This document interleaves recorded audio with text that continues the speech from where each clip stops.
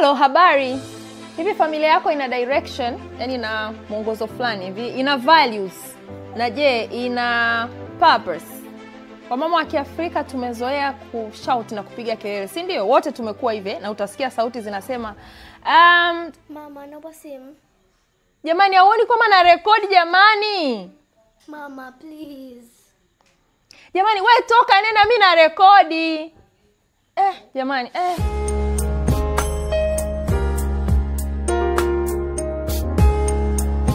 Naitwa Nyakorema Rioba na niko hapa kusaidia na nyie kujenga familia bora zaidi, building thriving and stronger families.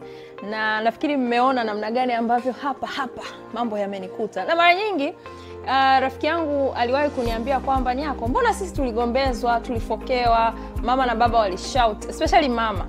Mbona we have turned out well? Mbona tuko vizuri? Guys, naomba niwaambie ukweli, hatuko vizuri. Sio kwamba tuko vizuri.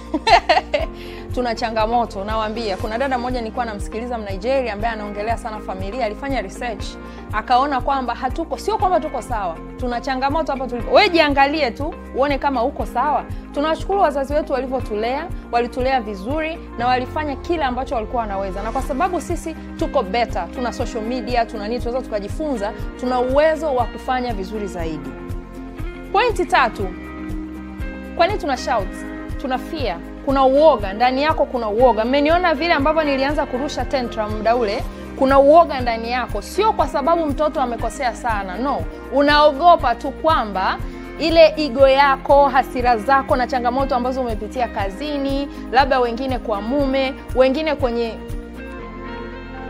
eneo lolote la maisha. Sasa unataka ni kama unakuja kumrudishia mtoto vile. Kiukweli mara nyingi huwa sio kosa la mtoto, ni wewe mwenyewe, ni changamoto zako. Ndio maana unaweza ukashout. So kuna fear, kuna uoga kwamba kama nisipo shout will I remain, will I be okay? Nitabaki kuwa sawa kweli? Hivi kuna kitu ndani yangu kinanitaka nipige kelele, nitakuwa sawa, lakini shida sio mtoto mwenyewe. Na changamoto inayokuwepo ni kwamba why shouting doesn't work ni kwa sababu mtoto pale unapomshautia anachanganyikiwa, at that moment hakuelewi. Kumbuke kwamba elimu na mafunzo hayatolewi wakati mtu anapiga kelele. Na saa nyingine kama nilivyowaambia, mimi mwenyewe na struggle, bado napambana. Unajikuta unashauti lakini muda ule mtoto hajifunzi chochote. Tunajua kabisa kwamba ili mtoto ajifunze inahitaji mkae chini one on one, mzungumze na umweleze lipi baya lipi zuri. Na kama unampa adhabu, huo umemweleza ni jambo gani amekosea na unampa adhabu. Kwa hiyo haitafanya kazi kwa sababu utamchanganya. Na mara nyingine atakuwa anasubiri ili ushauti kwanza ndo afanye jambo, kwa sababu ndio pattern ambayo umempatia. Kwa hiyo kuna wakati utasema, Neema, niletee maji. Atasema ngoja ashout kwanza, maana ndicho ambacho nimezoea kusikia. Kwa hiyo utajikuta unapiga kelele, una shout, na mental health yako itakuwa ni changamoto kubwa sana. Na jambo kubwa ambalo nafikiri tunatakiwa tufanye wa mama ni kwamba tuhakikishe, maana sisi ndio tuna changamoto kubwa, tuhakikishe kwamba vikombe vyetu vina overflow. Na maanisha tujiangalie sisi kwanza, tuanze na sisi, tujipeleke therapy. Na simaanishi kwamba kila mtu anaweza kujipeleka therapy.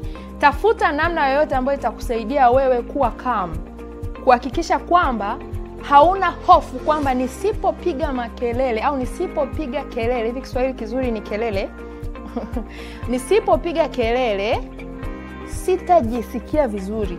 Tafuta namna ya kuweza kusaidiana na nafsi yako mwenyewe, na uone namna gani ambavyo unaweza kukaa na watoto mkapanga mipango yenu mizuri kabisa ya kuelewana. Kwa sababu mara nyingi tunazungumza na hatuwasikilizi watoto, inakuwa ni one side, upande mmoja tu ndio unaoongea, conversation inakuwa one sided.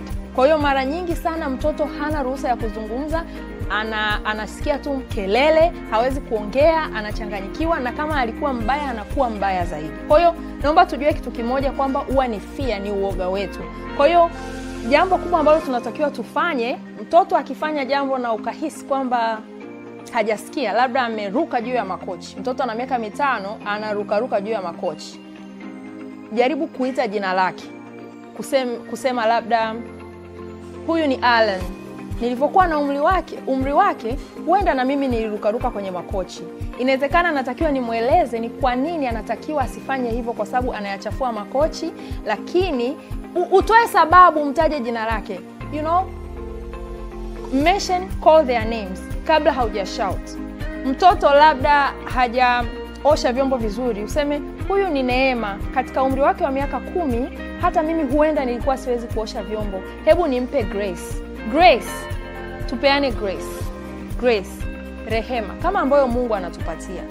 Tutaweza kujua namna gani ambavyo tunawafikiria watoto wetu kwa namna ambayo ni tofauti na ile fear ambayo imejaa moyoni mwetu. Kama una changamoto hii ya kushauti na kupiga kelele nyumbani, kama ambayo na mimi nina recover from, yani nimewaambia mimi ni a recovering shouter. Kama unayo, hebu tupone pamoja.